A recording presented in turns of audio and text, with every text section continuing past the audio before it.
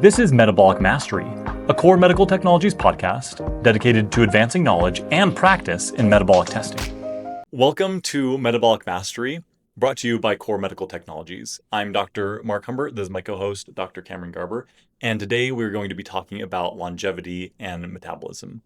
So, lot of hype around that. Lots of podcasts and other content being recorded around this topic, and so it's just a really relevant one. There's some misconceptions about longevity, some varying definitions, what's important, what's not as important, and so we're going to kind of break some of those things down and talk about what are some of the more useful metrics, and how do those impact our life and our longevity overall. We've got this nice picture behind us that we'll explain in just a second.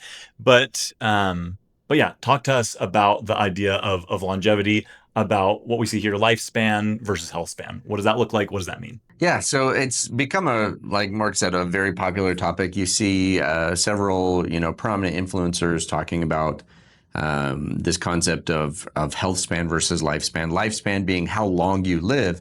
Health span is essentially how long you stay healthy for. And the idea is if we can stay healthier longer, we'll have a higher quality of life. We'll be able to stay independent longer and enjoy our time on Earth a little bit more. And so that's the idea: is can we live a little bit longer? Can I live better longer? Yeah, can I live better longer? And in this, we hear VO2 max talked about all the time. That's one of the key metrics that they're using to predict or to look at longevity and health span. And so makes it a very relevant topic for our purposes, where they're looking at VO2 max, as well as just because it's so popular and because it has an impact on all of our health. We all want to live better and live longer. And so it's something that is in the news media and everything so much because it seems to be elusive. Since the dawn of time, they've been searching for, the fountain of youth or whatever it is to live longer and to stay healthy and all these things. There's been physicians and stuff for millennia to try to help us get over disease and live healthier. Yeah. And so, yeah. Well, and one of the things, a lot gets talked about lifespan, right? I'm going to live into my, 120s or beyond. And while that's an admirable goal, I suppose, it goes back to that idea of, well, am I having a high quality of life? Like, regardless of the amount of years that I have on Earth, I hope that I have a really high quality of life that higher time. And not just I hope, I want to do things that are going to make it much more likely for me to have that high quality of life during my lifespan, whether it's really long or short, for a variety of reasons. Right. Well, so that's the idea, is there are only so many things that we can control, right, in that equation. Mm-hmm. And so of the controllables, am I maximizing the benefit I can get out of the controllables? Yeah. And so fitness and health is one of those controllables. And that's why VO2 max is such an important metric, is because it's something that I can control. It's something I can do something about. Obviously, there's a genetic component to it, which there is to just about any health condition. And we'll discuss that later, the role of genetics in healthiness and longevity. But with those factors that we can change, my fitness is one of the biggest factors that I really can influence. And so VO2 max as a predictor of mortality is a really strong, predictor of all-cause mortality. And so really helpful if we know our VO2 max. And so that's why getting tested with the cardio coach and using that as a measure of all-cause mortality, of looking at whether or not my risks for dying younger are higher or lower is important. Yeah. Well, and then I can take that information and do something with it. And that really brings us back to this graph here, right? So, Cameron, will you really quick explain for our listeners the graph that we're going to be discussing? So for our listeners on YouTube, you'll be able to see this, but we want to give the listeners an idea of what this graph looks like and how it plays into lifespan and health span. Yeah. So what we've got here is a graph essentially of lifespan on the bottom of the graph, showing that how long we're living, where health span is how healthy we are as we're living. So our health span is essentially our quality of life. And we've got a line here that signifies when we lose our independence, essentially.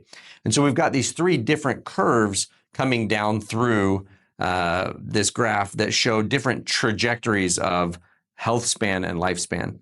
And kind of the current one where we think we're at is this slowly descending curve that kind of levels out to begin with from birth. And then as we hit our kind of middle-age time, we start to see this line slowly decline toward our eventual demise. The other line is kind of one depicting more of what really happens in life, and where we take these gradual steps down until it levels off kind of in the latter years of our life, where we haven't passed away yet, but our health span is below a level of independence, and we kind of tend to hang out there for several years. And then the third curve is the ideal curve, where it's a squared off curve, meaning it travels fairly flat for most of our life, and then only starts to curve in the last few years of our life, and descends rapidly toward when we pass away. But it's a steep drop off on that curve, and that allows us to show, I guess, what it looks like to lead a healthy, active lifestyle, where it preserves our ability to stay independent and active and do all the things that we want to do for a longer period of time. Kind of what we've seen commonly is that, younger teens, 20s were pretty healthy, but then over time, our health starts to drop pretty precipitously. And so we get to this level where we're no longer independent.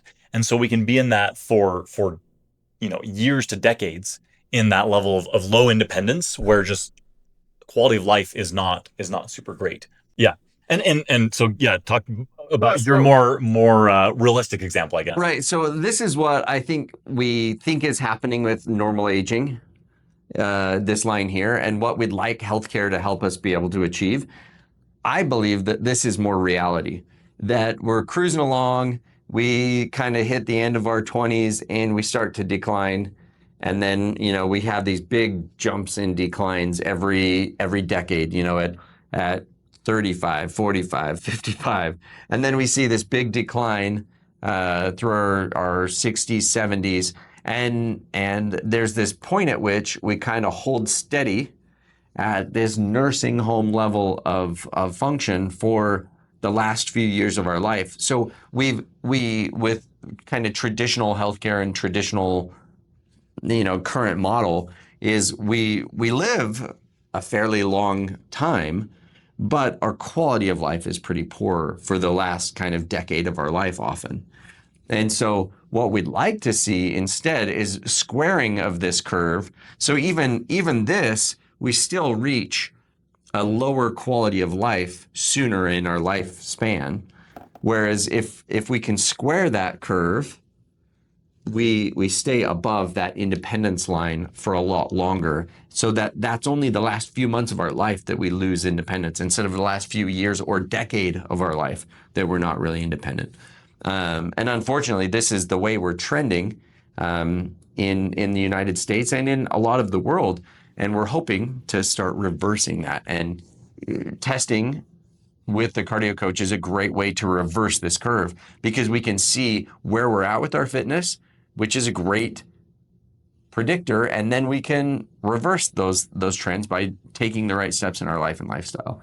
And so to square the curve, the things that we need to do, I always imagine, in fact, I made a little mock-up of this where I've got an older adult, that's pretty strong, holding up the curve. So strength training is kind of holding the curve high, and cardio, I've got an older lady pushing her shoulder against the line, pushing the curve out this way. And cardio is what helps us live longer. So that's kind of the key to living longer, and the key to living better is the strength training. And that combination is really how we get a healthy, long lifespan. Yeah, well, and exercise really is our fountain of youth. Yeah. Right? In terms of, Absolutely. do I want to live better longer? Do I want to have a high quality of life for a really long time? I've got to do regular exercise, both aerobic training and strength training, right? The VO2 max, a measure of our cardiovascular fitness, is super important, and our muscular fitness is crucial as well. And so those, like, paying attention to those two inputs, testing those regularly so we have an idea of where we're at, then gives us really good data to make decisions on.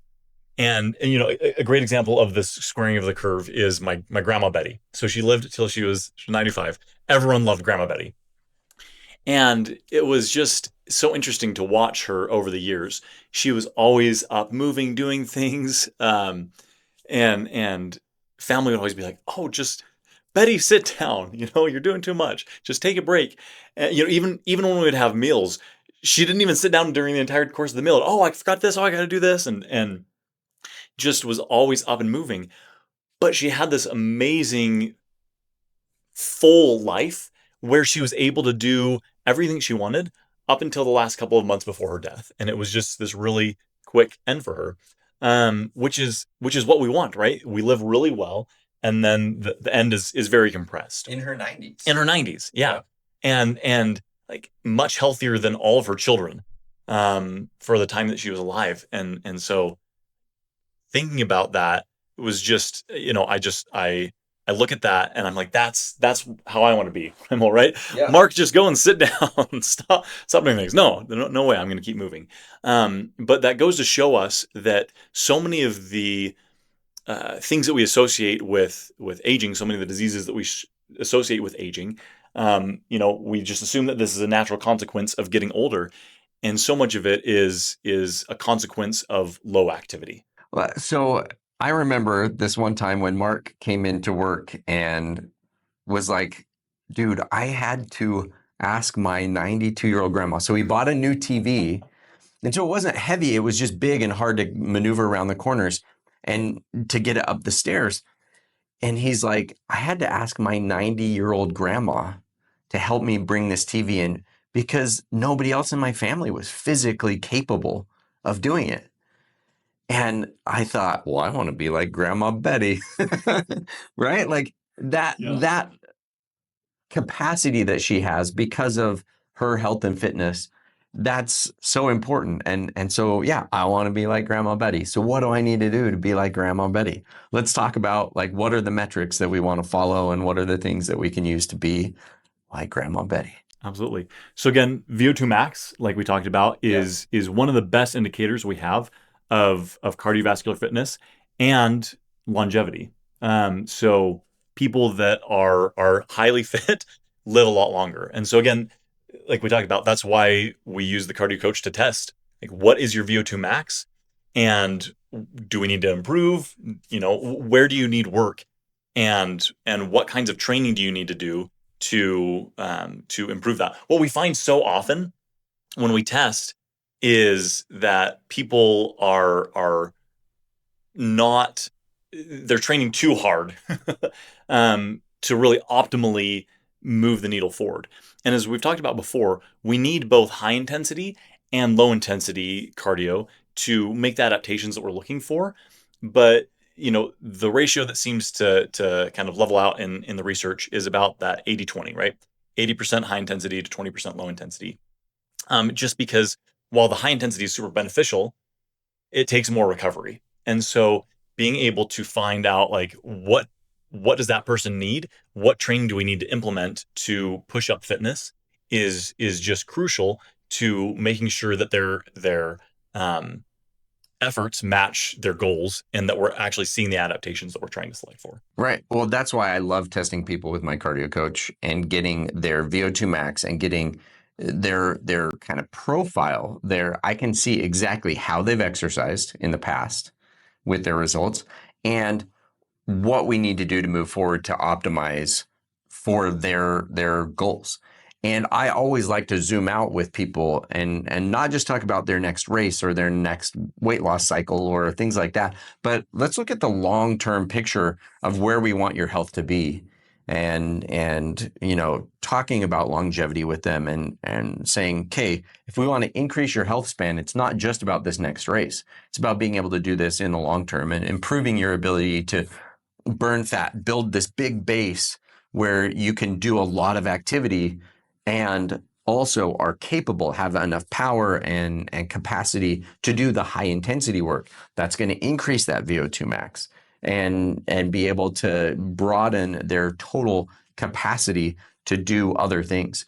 And so I love getting those test results because it allows me so much, not only to see what they've been doing, but also to intervene in their life and lifestyle in the ways that we have them exercise, have them eat, have them perform both their strength training and cardiovascular fitness. It gives so much insight, even to the way that they're strength training often. Yeah. Well, so you mentioned that you can look at, do they have enough ability to like, do they have enough muscle to complete the test, right? To do that. Yeah. Talk about how that actually is a good, the testing is a good proxy for their muscular fitness. Yeah. So I had a test the other day actually where we had a hard time actually getting somebody to their max because they lacked the confidence to go fast enough, to go hard enough, because they did so few power-based activities, so few high-intensity activities that they weren't able to actually get to their max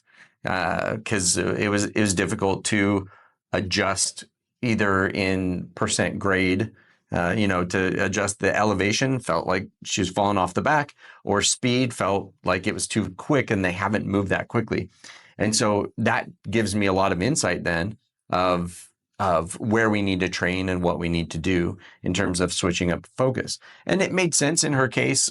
She'd had a lot of other health conditions and things that she was going through. And so it made sense and was fine. But by doing the test, it gave me a lot of insights into what we needed to focus on next.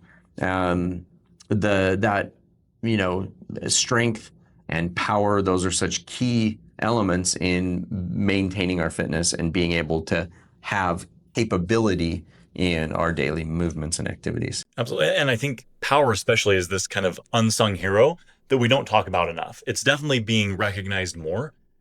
But as we've talked about before, consequences of having low muscle mass, low strength, and low power really show up, especially as we begin to age. And so we see past age of 65, injuries and deaths from falls increase exponentially. And so strength, right? That's our ability to produce force at just a basic level. Can I produce enough force to keep myself upright against gravity? Some people struggle with even that. But then power, can I use my strength quickly enough to do whatever the activity requires? And so in the case of falls, that's I trip. Can I take a big 1 or 2 steps and catch myself versus what we often see, a bunch of little steps and then they fall. And so the consequence of not having sufficient muscular power is huge. And if we're not intervening, that decreases pretty dramatically year over year. So past the age of about 30 to 40, different sources will say, if we're not doing anything to intervene, and that's the key part, if we're not doing anything to intervene, right, then we're losing muscle mass at a rate of 1 to 2% per year. Or power. Muscle mass 1 to 2% per year, strength 2 to 4% per year, and power 4 to 8%. And so, over a decade, that's a pretty big decrement in power, not to mention strength and muscle mass. Right. And so, again, the consequences of losing that are just huge for health and longevity. Well, and that's why we see these declines is often if we were to track somebody's activity levels, my guess would be that they would mirror this very closely, that the declines in their overall health span are matching their activity level declines. Yeah. And so that's where that's really coming from. And so that's, again, why I like doing a VO2 max test is it gives me so much information about what they have been doing and is really this proxy for their lifestyle and activities, as well as it's a it's a proxy for their mitochondrial health and other things. Are they able to deliver the substrates to the tissues that need to fuel and power activity? And so, like Marc talked about, falls, it becomes an increasingly high risk as we age because we don't have the ability to take those steps quickly enough. A lot of that comes with confidence as well. The more I limit my activities, the less confident I am in being able to do that. And so when I go to fall, which all of us fall, whatever age you are, we all fall. 100%. Like you catch your toe on something. Most of the time with a fall, we catch ourselves and it becomes a near fall instead of a fall to the ground. Yeah. But we all have falls. The difference is when I fall, do I have the confidence to take that big step, or do I start reaching for objects in the room? You'll see older adults cruise along furniture where they touch one thing to the next. Cruising along furniture is actually one of the greatest predictors of falls. If you see older adults doing that, you know that they are at imminent risk of falling. And so changing those behaviors, building up some of that confidence in their feet again, in their strength, their power, ability to move and make those corrective steps is so critical in, again, pushing up that health span and preserving our independence. Yeah. Well, and it's interesting because one of the things that we often look at as we age is how's my balance, right? To that point. And so we're doing things like, check single limb stance and how are you on this uneven surface and this. And don't get me wrong, like that can be helpful, that can be important. But if we're not testing strength and power, we're missing out on a huge component of balance. Right. Well, I would say the biggest component of balance, rarely is it actually a visual problem or a inner ear problem or things like that. Those play some factor into that. And I would argue, again, it's because we don't use those systems often enough. So they've gotten lazy. Going around on swings anymore. Yeah. Like as a kid, what did we do? We twisted up a swing and let her fly, or we rolled down a hill or things like that. And that tested those systems. We don't do that anymore. And so those systems get lazy too, just like muscle wastes away, our kind of pattern generators in our brain waste away if we're not using them. And so we have to kind of push those systems for them to be preserved. And same thing with our muscular system. If we don't use it, we lose it. And so we want to talk about, VO2 max is obviously one of those longevity gold standards. But what are some of the other things other than VO2 max that we look at? Grip strength is one. Yeah. As a good proxy for overall strength, grip strength is actually pretty easy to measure and very well validated. But not because it's necessarily about our grip, right? So sitting on the couch and just doing like the grip strengthening things while we eat potato chips and watch shows, probably not going to increase our longevity as much as doing the daily activities, like carrying a bucket out to do some gardening and then bringing the weeds back to the garbage can, hauling the garbage cans out. Those types of activities that keep us active and moving and preserve our grip strength through doing active activities like lifting weights. Moving heavy bars actually does quite a bit to increase your grip strength. And that's why grip strength is a good measure for longevity, is because it's a really good proxy for our other activities that we're doing. Yeah, well, I think that's such an important point because anything that we do, we can get better at. So there's this principle in exercise physiology, SAID, specific adaptation to imposed demands. Basically, it means we do an activity enough and at the right dosage, and our body will adapt to that. Right. Yeah. And so, like, to a degree, we could get better at a grip strength test by just using those grippy things, right? Or training, how long can I hold on to the bar? And honestly, like that will do some good. But if we're just focusing on the measure to beat it, then that becomes a problem versus I'm doing the lifestyle activities that really make that metric a good proxy. Well, running is a great example. People want to improve their cardiovascular health so they get a bit better VO2 max score, and they leave out strength training. And they wind up just running into injuries, running into other problems because they're not taking care of all of their health.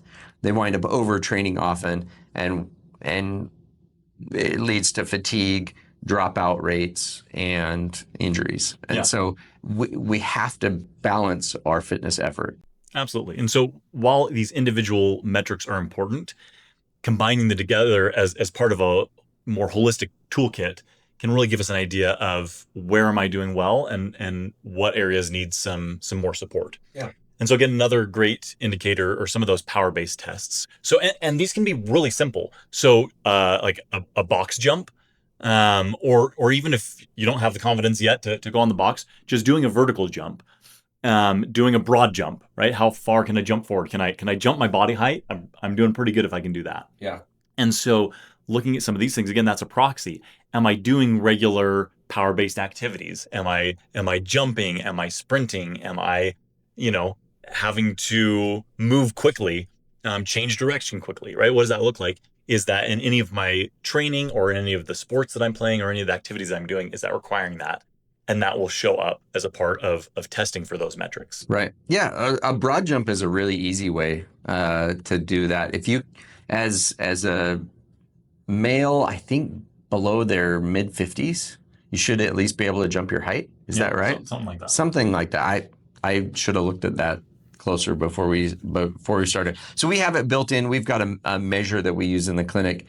We call it the Body Smart Performance Index, the BSPI. But it has a bunch of these measures, and that's one of them that we use is a broad jump. And can you jump to your body length, to your shoulder length, to your waist length, and that helps us understand how good is someone's power. And so understanding those metrics is really important, and that's a really easy one to do. Anybody can lay down, mark where your hips, shoulders, or top of your head are, and then try to jump and just work on building up to where you can jump your body length. Absolutely. A couple other measures that we can look at are walking speed. That's a really easy one to do. Some of those balance tests, like we mentioned before, single leg stance, etc. Resting heart rate variability, etc. But again, all those go back to the things that we just talked about. If I have high cardiovascular fitness, right? I have a good VO₂ max. My walking speed is going to be pretty decent, and I have enough strength and power. That's going to show up in my walking speed. That's also going to show up in my balance. If I have just a lot of ability to produce force with my muscles, I'm going to be much better at balance. Again, lower resting heart rate is a natural consequence of high cardiovascular fitness. And so anyway, metrics can be useful, but it's what are the lifestyle habits that are supporting what we're seeing in those metrics. Yeah. And so again, understanding that it's not enough to just, I'm just going to try to hit this metric, right? It's what are all the things that I'm doing on a daily basis over days, months, years that are leading to these results. And so the idea with this is that it's about building habits, not hacks. Right. And this is one of the big issues that we see in the longevity space is it's hacking your longevity. Exactly. I'm going to do all these different things, it's this idea of a pyramid, right? What is on the base of my pyramid of health? And that goes back to those things that we talked about earlier. Those things like, am I doing regular aerobic training? Do I have high cardiovascular fitness? Am I doing regular resistance training? Do I have high muscular fitness? Am I getting enough sleep? Am I eating well? Am I doing these things that have really big impacts really quickly and of course over the long time? Or am I focusing on top of the pyramid stuff that only is responsible for like a few percentage points or might not do much at all? We see this so often in a lot of the longevity discussion. The ongoing dialogue online is, cold plunges, saunas, red light therapies, things that can be beneficial, can be helpful, they're good, but are top of the pyramid items versus base of the pyramid items. And I think some influencers are good at acknowledging that. And part of the hard part with this is you have to have enough content to keep producing content. For sure. Right? But the key is focus on the base stuff first. And then those other things, not that they're not helpful, they're just not really going to do enough to move the needle to increase health span or lifespan just in isolation. If you're not exercising, not eating a healthy diet, but getting your red light therapy in, it's not going to do anything for you. Your joints are still going to hurt. You're, still going to be cycling up in your weight, things like that. If you're not doing the base things first to take care of your health. So when people ask me what supplements they should be on or other things like that, I'm always like, well, let's focus on the basics first. And then once we've got those down, then we'll worry about that stuff. Those things aren't unimportant. They're just top of the pyramid stuff. Yeah. And so that's all of these tests and measures that we're talking about. They're just surrogates for the active lifestyle.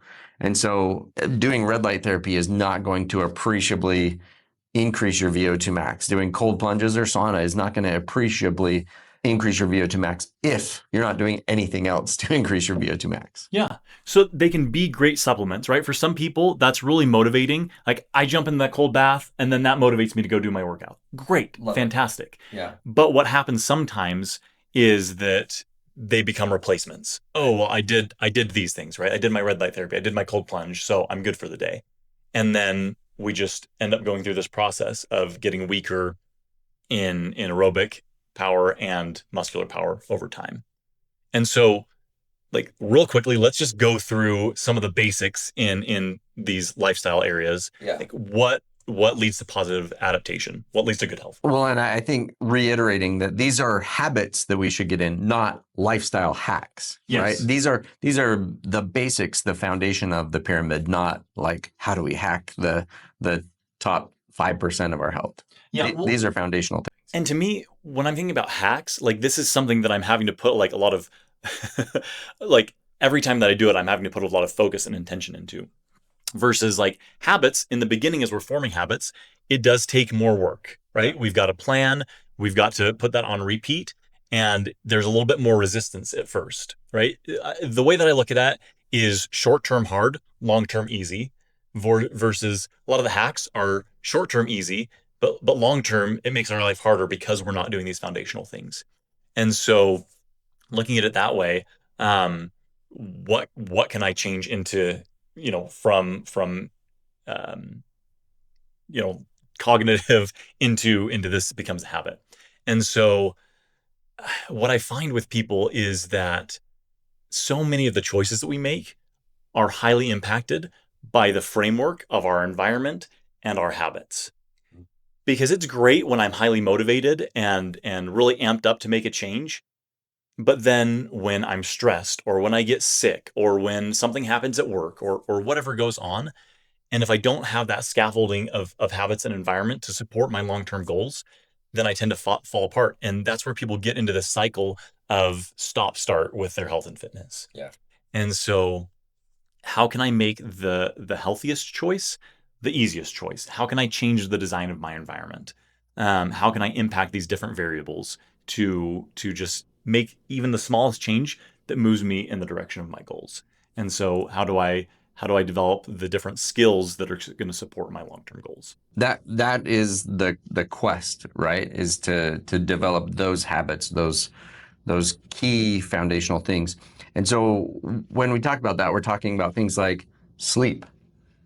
Making sure that we're getting good quality sleep, getting enough hours in, and that it's not just, long enough, but quality enough. Yeah. So that we're getting deep, restful sleep. Well, a lot of that comes in with consistency. Do I have a consistent evening and morning routine? And am I getting to bed at similar times? So we've seen some research come out recently that looks at not just length of sleep, but regularity of sleep. And it appears that the regularity of sleep may have an even higher impact on long-term positive outcomes than the length alone. Yeah.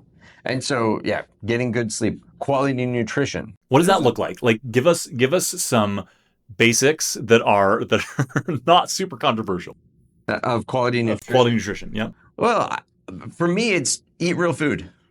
The more you can eat food that was, looks like it was when it first was grown or, planted or grown on the farm, the more whole, and the term whole has become so corrupted, I feel like, but the more it's a real food. If I like to use the test, if great grandpa or great great grandpa couldn't have eaten it, like it didn't exist back then it's probably not a food, it's a food product. And so the more it's broken down, pre-digested for you, and our body doesn't have to go and get those nutrients, the more it's going to spike triglyceride levels, blood sugar levels, all of those things in our body, and make our body have to react quickly to adjust for that. Versus when I eat real foods, my body can take it as it needs to, and it just seems to work better. And it's not full of all the other things that we put into our manufactured foods. Not to say that manufactured foods are 100% bad or that we can't have those as part of our diet. Just the more we eat real food, the more our body seems to like that. Yeah. And the main reason is these ideas of nutrient density versus calorie density. Right. And it allows you, when we eat real foods, we tend to eat more of a variety of foods so that we're getting a broader nutrient complex in there so that we're getting all the things that we need. Versus manufactured foods can often be very nutrient deficient while being very calorie heavy. Yeah. Or they can be fortified sometimes, with lots of vitamins and things added in. Controversial there as to whether or not that actually works, that our body tolerates that very well. It's just easy to overconsume. You look at, fat, salt, and sugar, and a lot of processed foods are high in that. And so it's hard to stop eating. And so let's take the potato, the most amazing of vegetables, right? If you're just eating a raw potato, no butter, no salt, anything, you're not going to be able to eat a lot of those. Yeah, try to eat several thousand calories of potatoes. I dare you. Yeah, right? Not going to happen. But then we put it into chip form or into fries form, and suddenly, I can eat plates worth. Yeah. And so that's the difficulty, is that those things are what we call hyper palatable. They're very tasty, and we don't want to stop eating them, and they kind of override our natural satiety or fullness triggers. And so when it's more in its kind of whole food form, it's just a lot harder to overeat, and it's much more nutrient dense. And so that we're getting the profile of things that our body needs, the building blocks that it needs to be healthy. And so again, there's so many different ways to eat healthy. There's so many different diets available. But if you're selecting for certain things, only certain diets work. And so if I'm controlling for calories, if I'm getting sufficient fiber intake, and that looks like kind of the average recommendations is 14 grams of fiber per 1,000 calories. Most of us are not anywhere near there. So I'm getting, I'm not overeating on calories. I'm getting enough fiber. I'm getting the vitamins and minerals that I need. And I'm getting sufficient protein. Only certain diets select for that. Yeah. And so I think that's something to understand is anyway. Well, if we have a good foundation there, again, that's bottom of the pyramid stuff, and it allows us to stay healthy and keep moving because it fuels our movement so that we can live longer, live healthier. Yeah. And that same thing with sleep. The more rested we are, the more likely we are to keep moving. So stress management is another thing. And the more we can manage our stress, and activity and exercise actually helps us manage our stress, but it allows us to be able to make headspace for movement, activity, and to manage our life and lifestyle so that we're not always overwhelmed, depressed, and less likely to move. So stress management also super important in this whole cascade, and is one of those bottom of the pyramid things, honestly. Social support. Huge. So being lonely is the new pandemic, honestly. We are seeing that, social isolation because of technology improvements and other things like that. We're seeing more social isolation. And then just with older adults, when they're more isolated socially, it's a huge reduction in lifespan, and quality of life really drops. Yeah. Big effects on cognitive function too. Huge with that limitation. And so that is vital. They're equating it to smoking. That loneliness can have almost an equal effect as smoking on your health span, which is wild, right? That's crazy. And then I do want to talk about exercise specifically. We kind of the general recommendations, which again were not great, is are we getting at least 2 days of strength training with hitting all the major muscle groups? I would say probably to really progress, we need at least 3 days. Yeah. And then recommendations on aerobic exercise are at least 5 days a week, 30 minutes a day. And so again, this is not something I have to bite that whole chunk and be there right now, but what small steps can I take to move towards that? Yeah, to build up. And I think the other thing to understand with all these lifestyle factors is that none of them occur in isolation. They all have interacting effects on one another. What you mentioned about like our exercise has impacts on our mood, and our mood has impacts on our stress and how much we want to exercise and on our sleep. And so they all interact. And so I think understanding how important these lifestyle factors are and why they're at the base of the pyramid. And so this goes back to what you were talking about earlier with genetics and with lifestyle. One of the common phrases is that genetics load the gun, lifestyle pulls the trigger.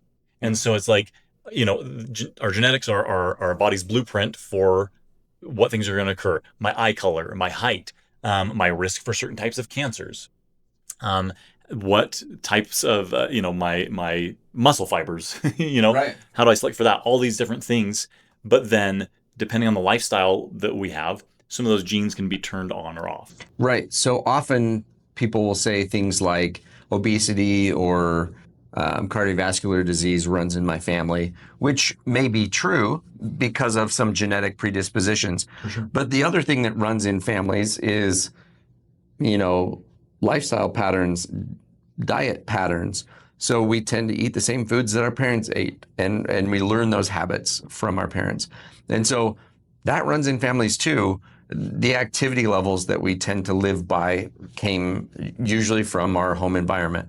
If we were taught as young kids to be active and move, we usually preserve that in our life and lifestyle. If we were fairly sedentary growing up and our parents were fairly sedentary, we're likely to be as well.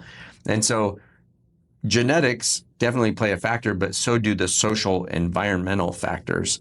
And so we have to be cognizant of that as well, and make, take a stand to make those changes in our life and lifestyle so that we can help the next generation have a healthier pattern in their lifestyle, and maybe not pull the trigger on some of those genetics that may be in our gene pool that we don't express those genes because we're living a lifestyle that isn't pulling that trigger. Yeah. I'm remembering of the one client you had that did Mount Everest. Mm-hmm. And, he said it wasn't enough to get me out of bed on those cold, dark mornings to do it for myself, but doing it as an example to my kids. And I love what you said of yes, I'm working on changing patterns for my health, but simultaneously, can I be thinking of, my friends, my family members, those that are coming after me? Do I have an opportunity to positively influence their life and their lifestyle? Yeah. Yeah. That cascade keeps going for generations sometimes. Yeah. Okay, so I'm going to make this brief. It's going to be a small side. This is Marc's soapbox moment. This is my soapbox moment. And so this is just some of the issues that we see in translating the longevity research into practice. And this is my big beef with the area. There's some amazing research going on in this area, and the coming decades, I think we'll see some really great advances in terms of things that can help us further increase that health span. But a lot of it is plagued by over interpreting or over relying on certain types of research. And so one of the types of research is mechanistic data. And so we're looking at a single mechanism in the human body, and how does this intervention affect that, right? I have a bunch of cells in a petri dish, and I'm going to add a substance to it, and did it kill the cells? Did it, Right. And some of it is in animal models and different things. But the difficulty is saying, oh, we saw this mechanism do this thing. That doesn't necessarily equate to that happening in the human body. Our human, like our metabolism is the summation of hundreds to thousands of mechanisms acting over time. Right. And so, like, take exercise, for example. When we exercise, it is pro-inflammatory. And inflammation isn't a bad thing. It's actually necessary for healing, for repair, for recovery. It's just and building up. Is it acute or is it chronic? And so exercise acutely, it raises our blood pressure, it raises our cortisol, it increases inflammation, but over the long term, it decreases that, right? Yes. Leads to less inflammation. We manage our stress better, right? Our tissues are healthier. And so even though like there's a mechanism for inflammation, etc., then the corresponding mechanisms and all of those combining together to act over time leads to better health. And so that's the big problem is this actually happening in the human body over the long term?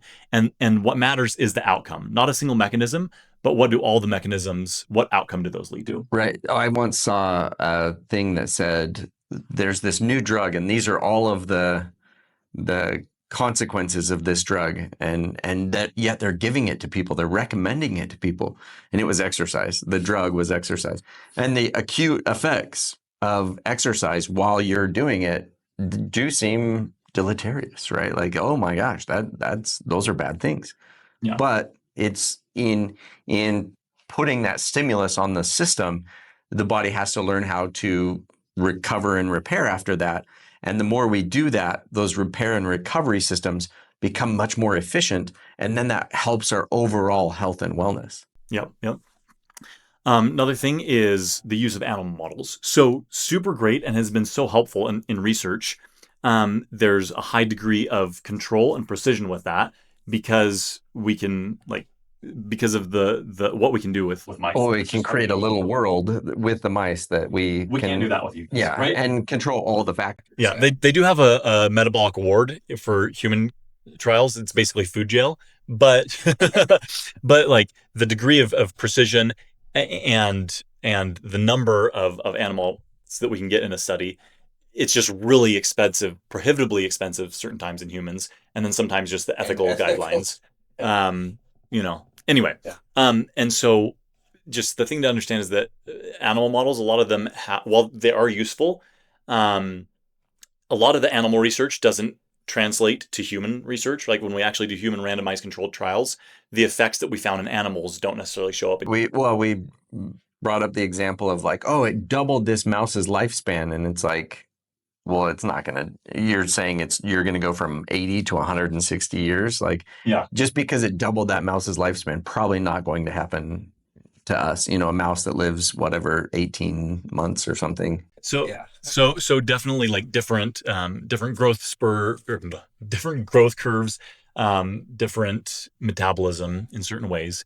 And so, while it can be helpful and can be a guide for future research, what we're seeing in animals doesn't always translate directly into humans. And so looking for human randomized controlled trials, looking for a collation of those randomized controlled trials in systematic reviews, meta-analyses, where we take the effects of a bunch of studies and say, what's the overall effect from those? And so we're looking for consensus in the research, not necessarily what just one study says. And that's what we'll see. You can find a cherry pick a study that confirms almost any bias, but it's what does scientific consensus say, right? What does the accumulation of all the research say? And so that's one of the things. And then one other thing that impacts some of this research is what we call the healthy user bias.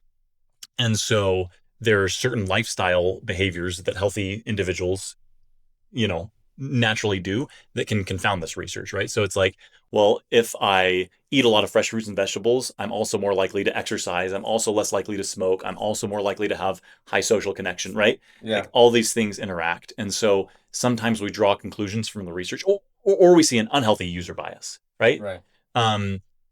People, so this is like what we see sometimes in the high protein area. It's like, well, how are you getting that protein? Is it coming from whole foods, good plant and animal sources? Or is it coming as part of a mostly processed diet, and I'm just getting that protein eating cheeseburgers all day and stuff like that?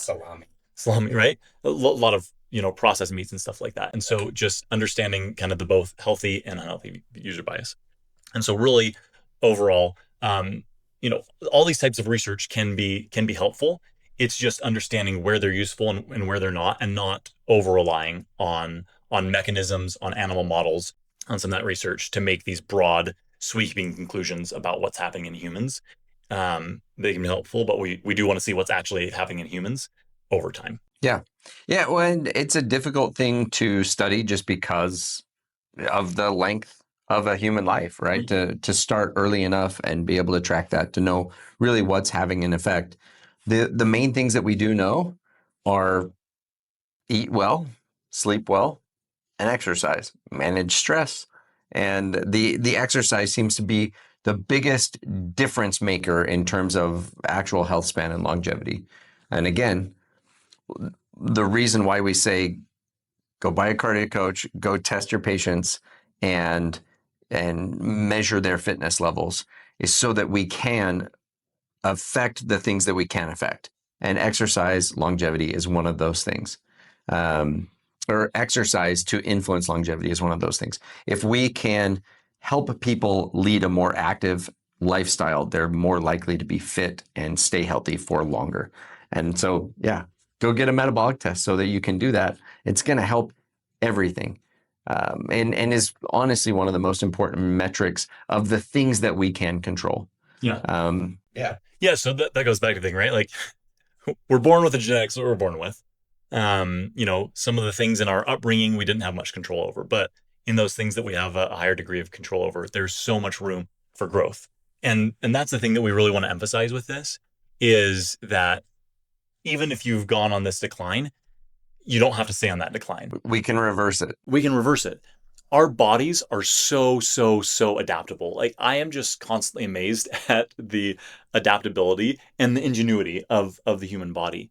And so, like, even if we've been in this state for a long time, we can get tested and then start to make these small improvements from where we were to where we're at. And again, that's understanding like the body. So muscle is very, we can do that. Muscle is very costly to keep around, right? Yeah. It's metabolically costly. And so if I'm doing regular exercise, if I'm moving regularly, then the body is like, oh, I'm getting this signal often enough. I guess I'm going to need this, right? I'm going to need this for the activities I'm going to be doing. But if we select for a sedentary lifestyle, I think, so I don't need the muscle to just, sit most of the day. Like, that's just costing me a lot. And also, like, I want to stay alive, and so I'm gonna store more fat. Fat storage is an incredible evolutionary adaptation. In this compact form, we can store so much energy. So fat is more than double the calorie content of proteins or carbohydrate. And so it's this amazing, wonderful, thank you, body, for developing this ability to store fat. But again, when I'm sedentary, it's going to put more resources into fat storage, because like, I can survive a long time on fat, and it's going to take resources away from muscle, from bone, because I'm not using it as much. And so while that might allow us to live more easily in that sedentary lifestyle, and for long-term health, for that health span, it's just not great. Yeah, it's tearing us down and doesn't allow us to be able to, keep doing the activities that keep us healthy. But we really can reverse these curves. Just because we've gotten to a spot where we're dropping off faster than we'd like, we can reverse that by starting these healthy behaviors, and we can get back up to a higher quality of life. Just because we've gone down a road doesn't mean we have to keep going down that same road. And so that's one of the things why we want to intervene, and why there's research going into longevity and all of those things, is so that we can make those reversals.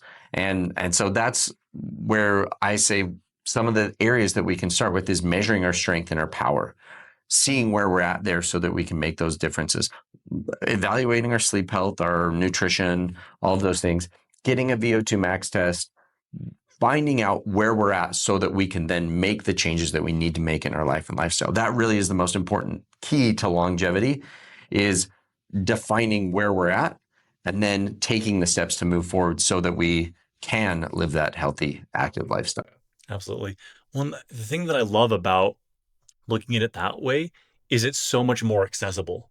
Yeah. Sometimes when we talk about longevity, it looks like this pie in the sky thing. I don't have enough time. I don't have enough money. I don't have the resources to live a better life, to live a longer life, to live a healthier life. Right. And that's really unfortunate, because again, making these small tweaks in those different lifestyle areas can have such a huge impact on our quality of life. Yeah. And these tweaks are accessible to pretty much everyone, right? You don't have to have tons of disposable income to go after the latest hack. You can start with just taking a walk outside your house, right? You can start with, I'm just going to get to bed a little bit earlier today. I'm going to add, one fruit or vegetable into my diet, and start there. And so that's the nice thing is like we have all these different lifestyle areas. We can turn the knob on those areas and just make those small, simple changes, and then use the amazing advances that medicine has given us to help us along the way. Yeah. So I'm a great example of this. As I've said before, I have hemophilia. It's a blood clotting disorder. I take medication that allows my blood to clot normally, and taking that allows me to exercise regularly. And so a huge boon for my health. If I didn't have that, I'd be very limited in what I could do. And so again, it doesn't have to be this either or, but it is combining the best of both to really push up that health span. Yeah, and that's modern healthcare is amazing in its ability to save our lives, in its ability to we've cured these crazy diseases that have plagued humanity for a long, long time, or we've been able to manage things better and stuff like that. Where healthcare sometimes falls through is it doesn't help us necessarily lead an active, healthy lifestyle. We're really good at saving somebody's life, but we need to continue to work on helping preserve quality of life and keep this health span up. And so that's honestly a big part of why I kind of not left traditional healthcare. I still consider myself part of traditional healthcare, but I'm thinking about it from a longevity standpoint is I want to help people start making those lifestyle changes and focusing on lifestyle as the intervention and using their metabolic data, for example, their metabolic health, in increasing that health span, in using that information to make other decisions about the direction we're going with their health and wellness. And so I find that measuring somebody's strength and power, super critical. Measuring, all of their other blood values and all of those things, all are a piece of the pie for sure. Definitely. But getting a really solid metabolic profile on somebody is a great start to actually intervening in their life. Yeah. Well, and as you talked about before, doing it in such a way that it puts you on the same side as the patient or the client. Yeah. This is a team effort. We're in this together, and we'll help you make these changes along the way to become healthier, fitter, happier. Yeah. Yeah. So again, lots of stuff out there in the longevity space. Lots of misinformation, unfortunately. A lot of hacks that don't necessarily get at the best ways to increase lifespan, increase health span.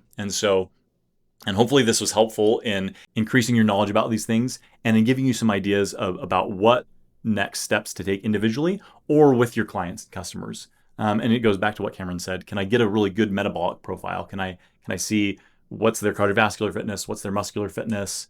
And how can we intervene to really affect that over the long term? Well, thanks so much for joining us. Remember, as always, to like, follow, and subscribe for more content like this, and we'll catch you next time.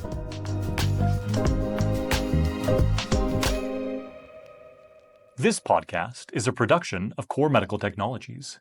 Ready to take your metabolic testing to the next level? Visit core.com to learn more about purchasing our metabolic test equipment.